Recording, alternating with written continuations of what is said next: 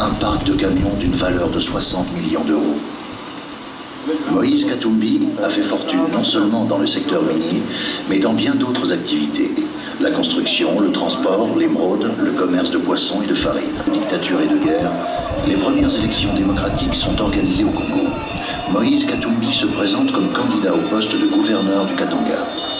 Il mène une campagne électorale très médiatique à coups de dons, de cadeaux, de promesses.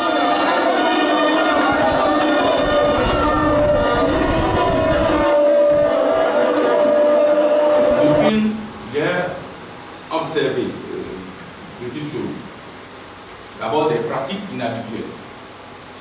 On l'a dit dans le film, jamais personne n'a combiné autant de facteurs divers pour accéder au pouvoir.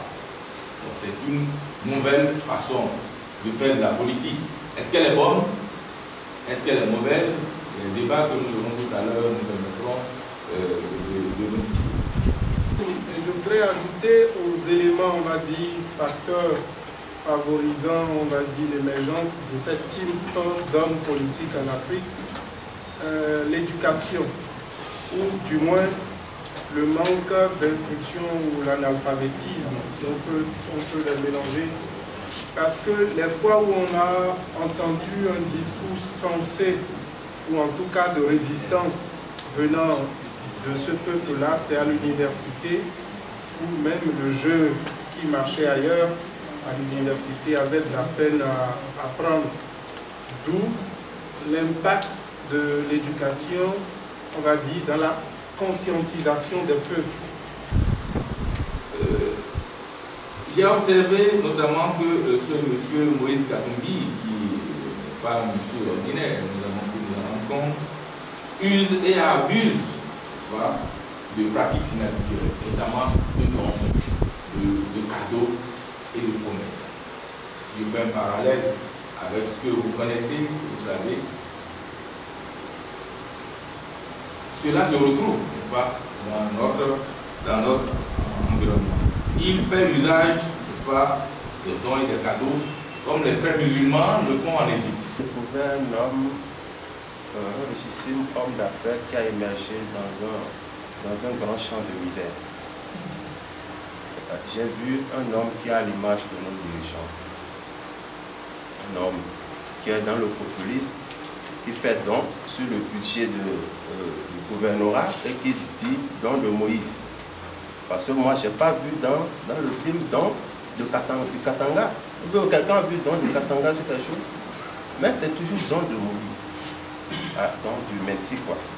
J'ai également vu, j'ai fait le rapprochement avec la bêtise que nous vivons actuellement ici chez nous. Et je sais que Dieu va mettre le peuple.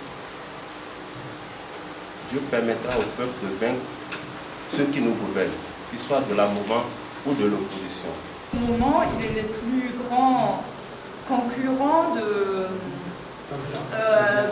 Kabila qui doit partir en 2016, mais de son épouse qui s'apprête. Et il est en train de vraiment s'opposer à Kabila et il peut bel et bien être le prochain président. Mais ça va être quand même pas la volonté du peuple. Et je ne sais pas si j'aime bien cette distinction que vous avez faite, la foule et le peuple. Si on est dans une démocratie, c'est la majorité finalement. Partout dans le monde, des leaders, des hommes forts qui prennent les choses en main et une impatience vis-à-vis des démocraties représentatives. Et ça, ce n'est pas seulement le cas en Afrique, c'est en Europe, on l'a partout, la croissance des partis ou des hommes populistes, partout, c'est même pas seulement en Italie. Donc, il a donné des emplois à des Congolais. Et il a contribué à rehausser le nom du Katanga sur le plan économique. Alors, je dis cela pour dire déjà ceci, que gouverneur, il a quand même, on a senti qu'il est un peu démagogue, mais je pense que c'est une démagogie relative. Parce que quelque part, il a dit, les contrats de ces usines qui viennent s'implanter au Katanga sont signés depuis Kinshasa. Ça veut dire quoi? Que c'est le pouvoir central qui autorise ces étrangers, ces Chinois, etc. à s'installer. Et je n'ai pas vu un de ces employés qu'il ait chassé. Ce sont les autres qui chassaient. Et il n'a pas le pouvoir de les réhabiliter parce que les contrats sont signés depuis Kinshasa. Et je voudrais également noter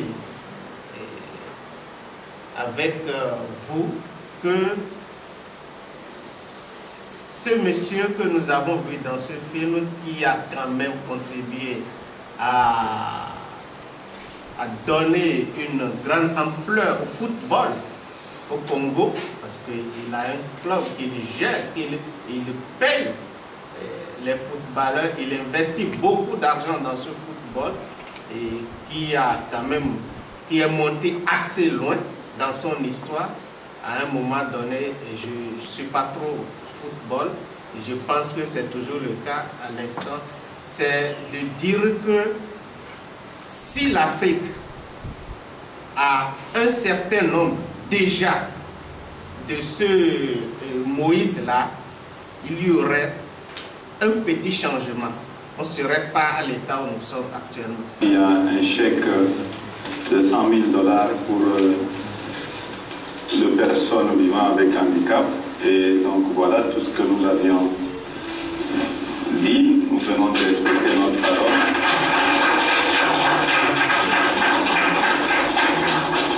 Son Excellence, Monsieur le Gouverneur, vraiment, nous vous remercions du fond de notre cœur et que le Tout-Puissant vous regarde avec tous ses deux yeux, s'il en a les deux yeux, s'il en a 4, qu'il vous regarde avec les 4, s'il en a 10, qu'il vous regarde avec les 10.